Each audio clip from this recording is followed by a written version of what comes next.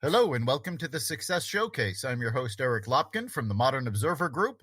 And with me, as always, is Chip Janiszewski from the Happiness and Success GPS. Chip, how you doing this week? Doing great. How are you, Eric? Fantastic. And of course, as our listeners, but it's nice as our listeners know, we are in the Northeast and we are being hit by a blizzard as we record this. So I've already spent part of the day shoveling out. We'll have to do more of that tomorrow. So we hope everybody is staying nice and warm. So our guest this week is Bill Correll. And aside from everything else that Bill has accomplished in his life, Bill is the host of Lighting the Candle, a podcast that's been airing on Facebook and is now joining the Xvadio podcast network. So welcome to the network and welcome to the Success Showcase, Bill. Thank you, Eric. It's a pleasure to be here, and I appreciate that lovely introduction. So what will we talk about today, my friend? Well, let's start out. Tell the audience a little bit about yourself and your journey, what brought you here. Sure. I've been interested in business since I started working for other people, and I was 4 or 5 years old. My first job was picking the paper up from a guy and delivering it into a door from one end of the sidewalk to the other. And at the end of the week, he gave me a shiny Franklin $50. So since then, things have gotten a little bit more complicated and, increasing responsibility. I came out of some manufacturing and facilities management type positions until I was about 35 years old and started my own company along with my partner, Dan Stafford, back in 1990. And since then, Dan has gone his way and I've gone mine. And I built the company up over the past 31 years to do a lot of different things, but mostly concentrating on managing other people's problems. So what that looks like is their networks, keeping them safe and secure, also helping them with training needs, any type of consulting that's necessary, upgrading their buildings, to green standards, making them 100% efficient as far as electricity and heat and that sort of thing is concerned. And more recently, and to really take advantage of all the work that I did personally and in teams and with my group, leadership skills, development of language as a means of growth and development, and the whole idea and notion of creating empowerment, encouragement, and engagement for all people in all areas of life so that everybody is self-expressed. I also know you're big into connecting, and networking is a topic that we've talked about numerous times on the Success Showcase. Why don't you tell us a little bit about how you approach connecting people, how you approach networking, and where you find the value? Yeah, that's an interesting question because there are several different interpretations of what networking is. And where I'm at, speaking for myself, is networking is making as many friends as possible and understanding and really knowing, liking, and trusting them and vice versa, to the point where I'm comfortable introducing them to either newer friends that seem like they have great possibility and or need, or more or less just staying in touch with folks, and when time comes to either put a group of people together to do a project or work on an approach for a new product or something of that nature, I've got a really great go-to group of folks that are ready, willing, and able to play. So the other part of that is that I didn't say is my philosophy is twofold as far as networking is concerned. And the overriding principle of I can have anything that I want, provided I'm willing to help enough other people get what they want first. That's something that I've really put into a very dogmatic practice in terms of trying to be, mindful of it all the time. And the other thing is that people tend to do business with people that they like.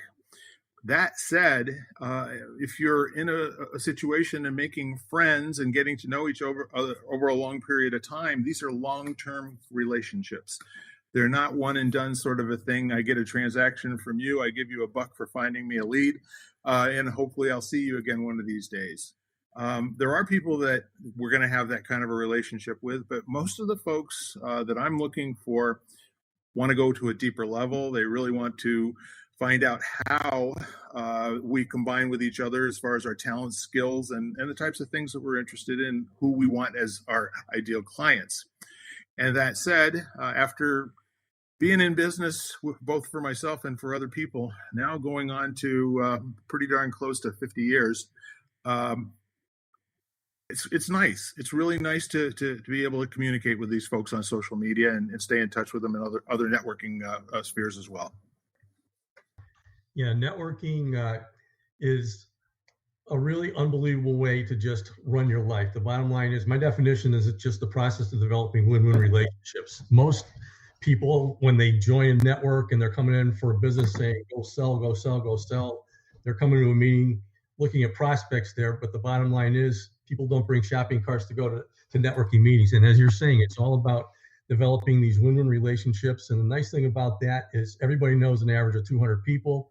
And just by developing their trust, those relationships become potential resources. And you just enumerated how you've been using those over the year. And that's what makes it fun, too. I mean, I was intimidated with networking when I first joined it, but it's just amazing.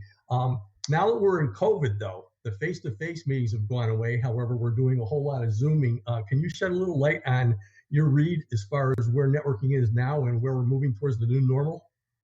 You know, we've been talking about some new normal coming now for 12 months. I think this is the new normal. This is really about keeping all things in their proper perspective, the right amount of medical safety, the right amount of of social intimacy and opportunity to do things in a business way that not only utilize what we've got from a technology standpoint, and Zoom is just the tip of the iceberg. There are so many other tools that we can stay in communication with each other. Just a telephone call, believe it or not, is considered by a lot of people an extraordinary outreach, because they're only used to having these so-called one-on-ones. And I'm not completely certain what that's all about, but most of the folks that I know that are new at networking, they say they live and die by their one-on-ones, but they're really not getting much business. And so I think there's something there that's missing in terms of a deeper knowledge of what exactly they bring to the table that makes them a unique source for, let's say, talent and expertise and products that other people who seem to have the same title don't have any ken for. They really have no idea. So the networking these days comes down to being judicious and I think expeditious. Those two things, in application together, it's like if you go to a networking meeting that has 150 people at it, and you didn't start the evening off by meeting with your half dozen or so, less than arm's length, what I call intimate networking buddies, and tell them exactly what you're looking for out of all that. And they find out from them what they need so that each of you can refer back and forth to each other in that environment. If you go home with a bunch of business cards or hand out a bunch of business cards, you really missed an opportunity to get to know people. Yeah, I think the missing element is something you hit upon earlier. You said, you get what you need by providing what other people need first. Yes. And that's really the key. I mean, when you're doing networking, it's about how you can be useful to the people in the room. And when you provide that value, they tend to provide value back. But you have to, keep that in mind. The other thing. Yeah, I was just going to say, if it's my goal to incorporate that into my brand, what I'm known for. And I think of the people that have hung around with me for the last 2 or 3 years, what you're going to hear from most of them is that Bill's just he's a power networker. The guy belongs to 11 or 12 different organizations that all network. And he's usually at the center. He's kind of the hub, that joins the spokes together and gets people in small groups or even starts new networks when that's called for. You made another comment about the we've been talking about the new normal for the last year, and I've come to absolutely hate that phrase. It doesn't really mean anything. It's harmless, but it doesn't mean anything. Exactly. And the fact of the matter is, normal has always been adapting to whatever the situation is. Yeah, so well, the new normal is the same as the old normal. All right. Did you two gentlemen take any psych courses? Yes, I did. I took a 3-credit course called What the Hell is Normal?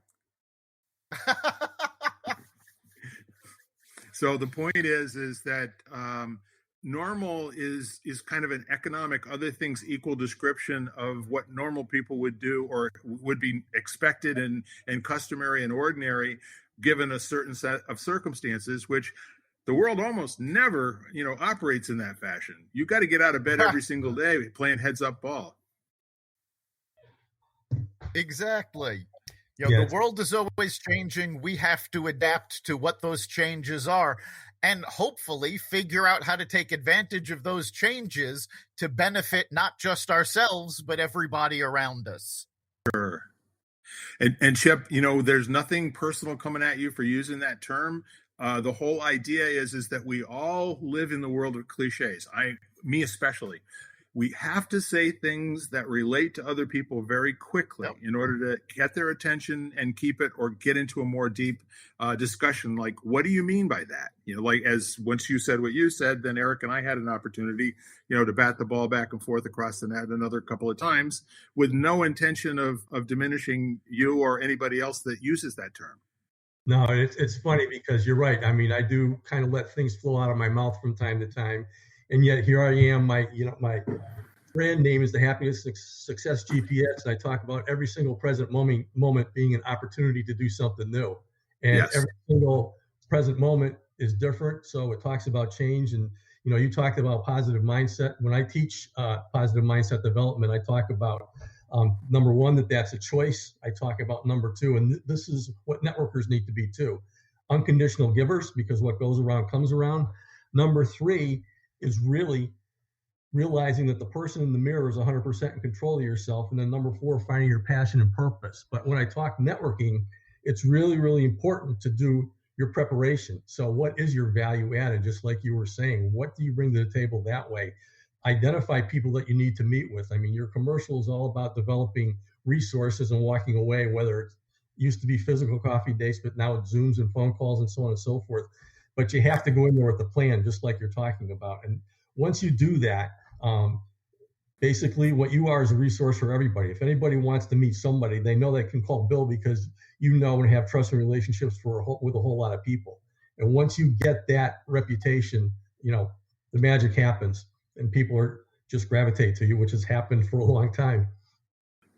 Yeah, the really interesting thing that happens after you become what I like to call a bull goose, loony networker, is these are the people that all they want to do is to meet people and introduce people.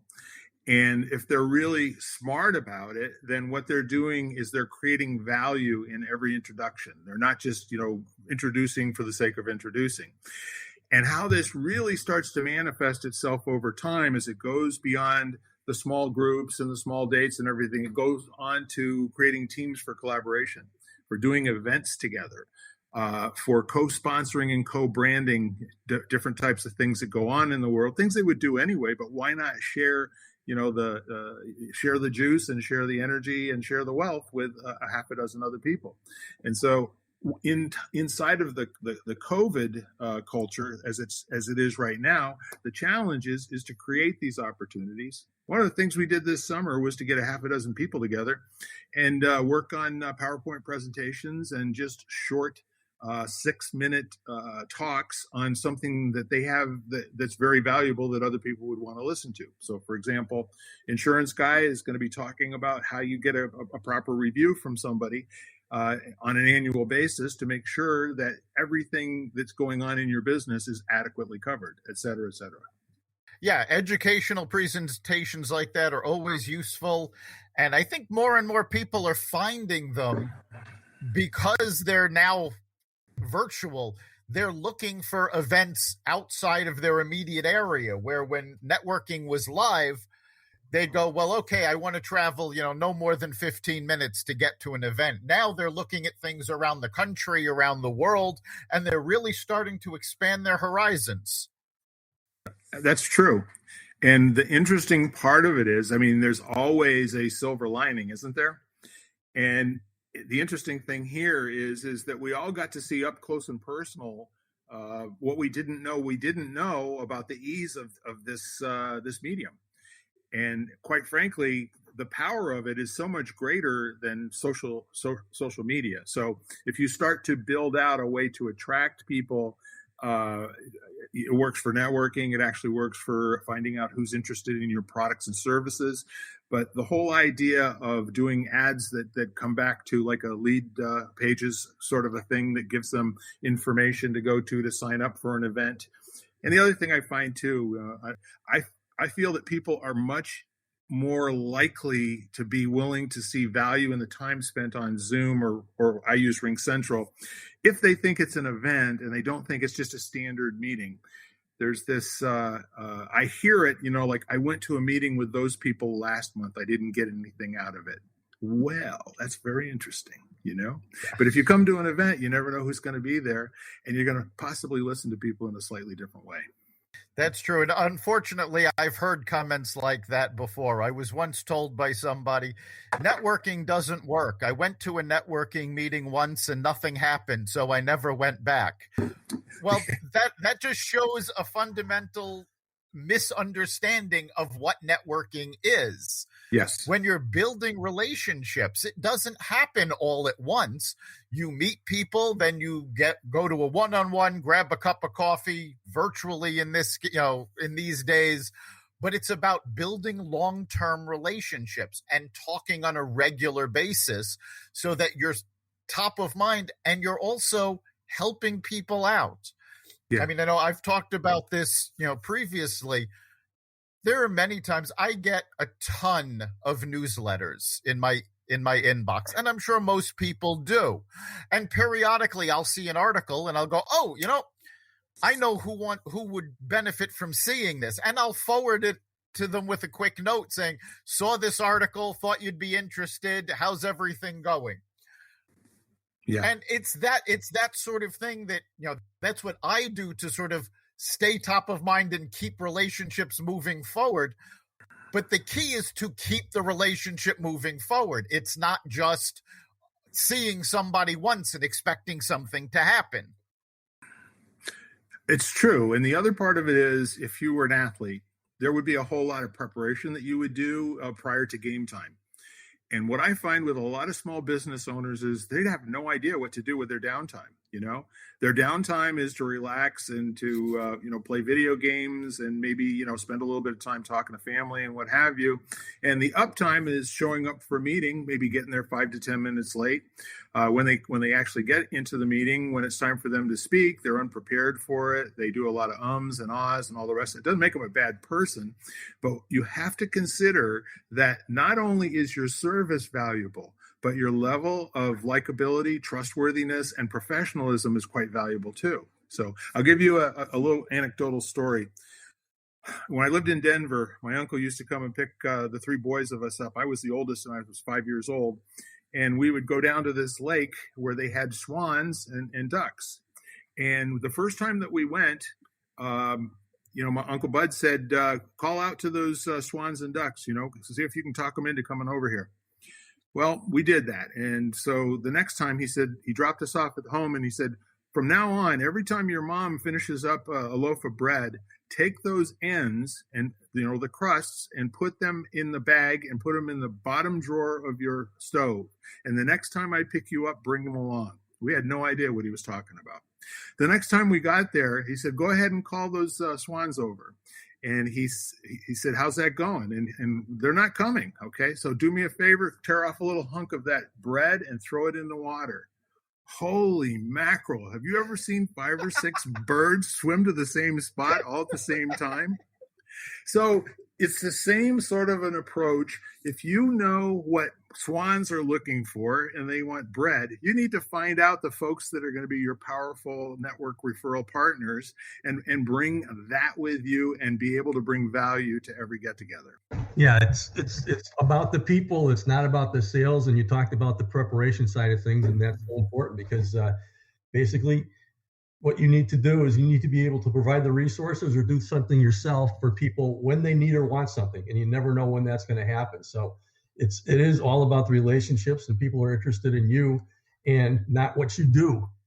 So, and that's what makes it fun also, because it's fun getting to know people rather than listening to a whole bunch of sales pitches. Yeah, and to that point, it really does my heart good to have certain people say, Bill, we don't really know what you do. And I said, it's a shorter list to tell you what I can't. No brag, just fact. After getting to be almost 70 years old, lots of communication with people. I either know what you need or I know somebody who does. And if you really need it, we can make it happen for you. Great. And of course, now you're taking all of that experience and you're turning into a new direction, which is your Lighting the Candle podcast. So tell us how you came up with the podcast. First of all, the Lighting the Candle had something to do with the old story and current events at the time. It seems like maybe May, June, July, that time frame, when we were watching the West Coast cities being lit on fire every single night. I was not interested in having a political discussion about who's right and who's wrong and how it should be dealt with. What I was more interested in is how do we build bridges between people that are not in the custom of speaking to each other, who actually feel that it's a very dangerous idea, to be in communication with somebody else who may change their ideas or mind, right?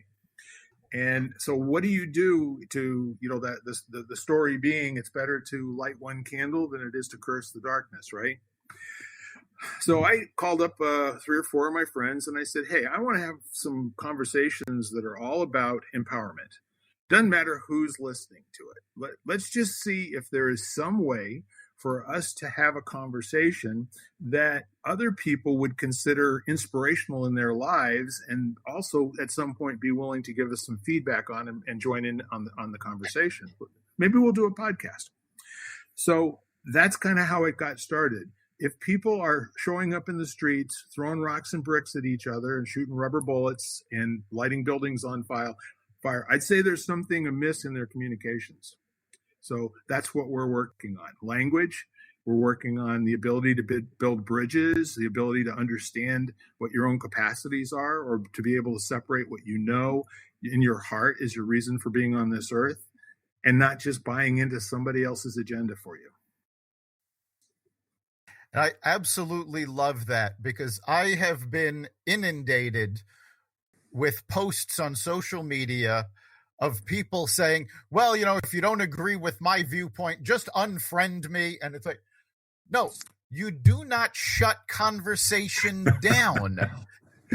Ideas need to be expressed and discussed. Yes, so, when I was in grammar school, there was a kid that had a book cover on it that said, ignorance is bliss and I refuse to be made unhappy. So not open to conversation. Well, thank you for letting me know from the get-go. At least I don't like to talk to people who aren't listening. But I thought I never quite understood what that meant until I got older. But when I finally did, I saw the joke in it for it to be like on a third grader's, book cover. No, I love the focus of the podcast. And again, it's something we need to do on a regular basis. Open up lines of communication, talk with folks that you may not agree with. Back in, I guess it was 98, 99, there was a show on television called Sports Night. Yes. And Robert Guillaume played the managing editor of this sports program. And he had a line in one of the episodes that I have never forgotten. He said, if you are a stupid person, surround yourself with smart people. If you are a smart person, surround yourself with smart people who disagree with you. Yes. And I've always loved that, because that's how ideas occur. It's when things come together that might not fit and you see where they lead. Yes. And the whole idea of our podcast, you've actually sat in as a guest, and the whole idea is completely unscripted. nobody even knows what we're going to talk about. I don't know what we're going to talk about before I hit the record button. And then whatever seems to move us, we talk about that. And the rules are, there are no rules. You don't have to take what I say and then work only with that.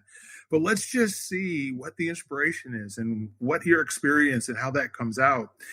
And the neat part of it is that if somebody says something and somebody else has a different experience or a different way of languaging it, it sounds like at first that they're not agreeing with each other. And you know what? That's beautiful, because it's in the, kind of distinguishing exactly what different things mean that you get understanding, the work. That's where the muscle building comes in. It's the same thing in networking. It's the same thing in life. If you're out to make a difference and if you're out to bring empowerment to all situations, that makes your job very, very easy, and there's nothing to remember. Exactly. I love that. I'm thinking of, I believe it was Mark Twain who said, "I never tell a lie this way. I never have to remember what I said." That's right. It's... Didn't have a good enough memory to keep the story straight. Exactly. If you tell the truth, you don't have to. Well, and that goes for the ideological dogma as well. And unfortunately, what we have seen is that the folks that are arguing for something that runs out of juice from a logical and sense standpoint, they have to resort to some other tactic, or very young tactic, either screaming or yelling or punching or that sort of thing. That makes for really bad, get-togethers at business meetings. It does. It also leads to some very interesting Thanksgiving dinners. For sure. Yeah. I love you very much, but I can't stand being with you. Exactly. All right, we're coming up on the end of our time. So, Chip, what do you think is the big takeaway from this episode? I love the lighting the candle name for the podcast, and empowerment is what we're all meant to do with each other. And the more that we can help empower other people by encouraging them and listening to them and discussing things with them, that's what life is all about. Absolutely. It's building a critical mass that is unmessable with regard to the forces of darkness and the forces of it doesn't work. It does work. The world works. Let's just get on board. Exactly. I think for me, the big takeaway is keeping the lines of communications open and being open to doing things for others before they do things for you.